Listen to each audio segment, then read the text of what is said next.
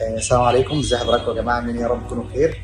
النهارده هنستعرض حلقه مع حضراتكم بعد مرور 5 شهور تقريبا من زراعه 2800 جرافت لصديقنا. تعالوا نشوف شكله قبل وشكله بعد. زي ما احنا شايفين ده شكل صديقنا قبل العمليه من الامام، ده شكله من الجانب واضح الفراغ زي ما احنا شايفين، ده شكله من الجانب الاخر، وده شكله من الاعلى بعد التخطيط يوم العمليه. والحمد لله ده شكلنا بعد 5 شهور بالظبط. زي ما احنا شايفين ما شاء الله خط الشعر يعني جميل جدا. استاذن حضرتك تبص يمين شويه كده ما شاء الله، بص الناحيه الثانيه. استاذن حضرتك توطي عشان يبين للناس الكثافه دي. ما شاء الله يا جماعه كثافه المقدم من الفرد يعني فيه متغيره تماما. يعني ايه راي حضرتك في النتيجه بقى؟ لا بسم الله ما شاء الله، الامور كويسه الحمد لله. تسلم ايدك. طيب انت تحب تقول ايه للناس دلوقتي؟ بجد يعني تحكي لهم ايه عن التجربه؟ يعني راضي عنها؟ الناس لما تشوفك تقول لك حد ما يعرفكش حصل تغيير كامل، يعني الناس تشوفه وتقول لي في حاجه اتغيرت.